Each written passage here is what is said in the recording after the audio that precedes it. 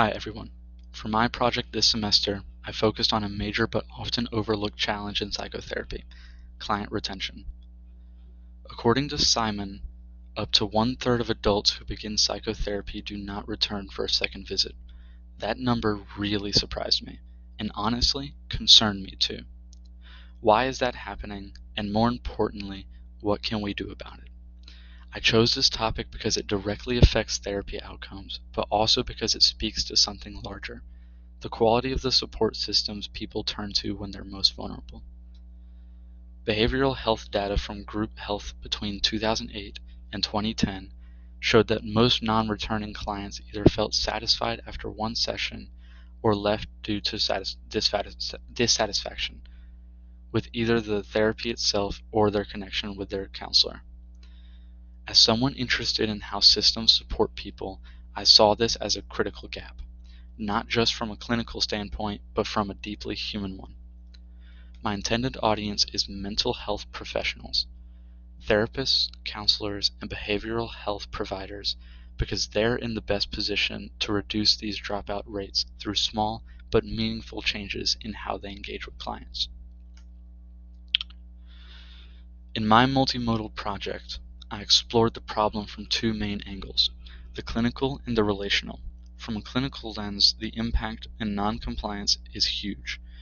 Breen and Thornhill point out that when clients don't follow through with treatment, it increases costs, extends hospital stays, and raises risks to physical and mental health.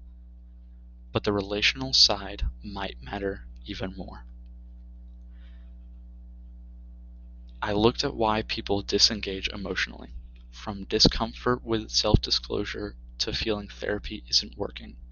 And I found that when therapy feels unsafe or unproductive, clients are much more likely to leave, no matter how sound the method is. When you look closely, the top 5 reasons people drop out tell a powerful story. The top reason, 30%, is feeling disconnected from the interventions. Therapy needs to feel relatable and tailored. Next, 21% leave because they don't feel it's working. Even if progress is happening, it's not always visible.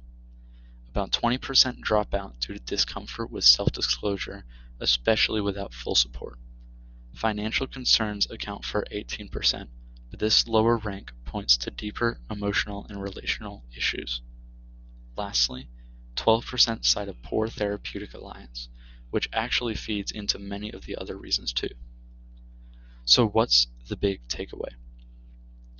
Over half of dropouts stem from emotional or relational barriers. These aren't logistical issues, they're about how therapy feels. That means to improve retention, we have to think beyond the method and focus on the quality of connections. So how do we begin to fix this?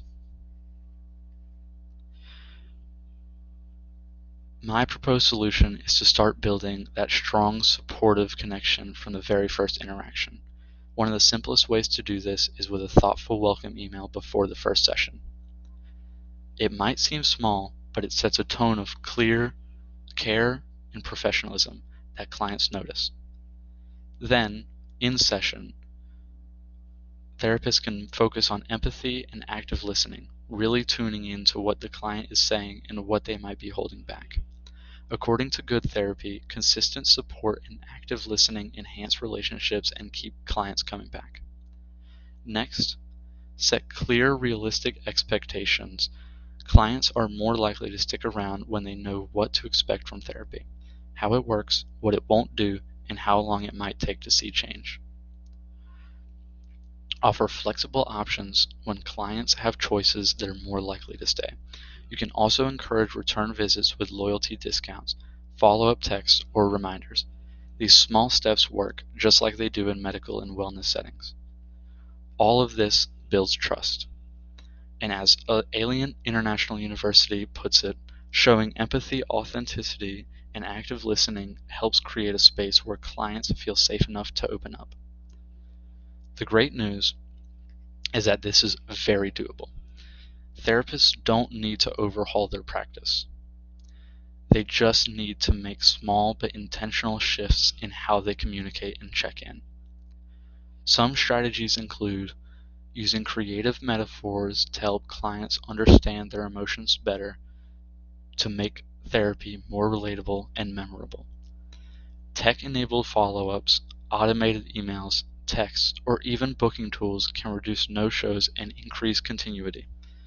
And creating feedback loops, as Rausmanier suggests, helps therapy stay responsive.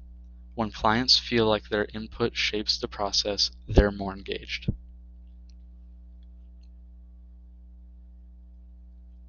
The data backs this up.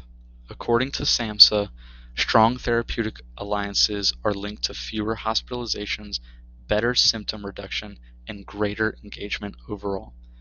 One chart I included shows that when a strong alliance is built, dropout rates drop from 45% to just 20%. That's a massive difference, and it shows the power of connection. So here's my call to action. Build better relationships, make a great first impression, show empathy, check in, personalize care. A therapist's method might be strong, but if the client doesn't feel heard or safe, they probably won't come back to benefit from it. Therapy is more than a technique, it's a relationship. Some final thoughts. Working on this project all semester really opened my eyes to how much therapy outcomes rely on human connection. I used to think retention was about logistics, cost, scheduling, etc., but it's really about experience and emotion.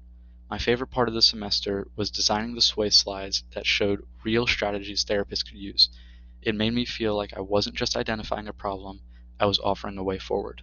Thanks for listening.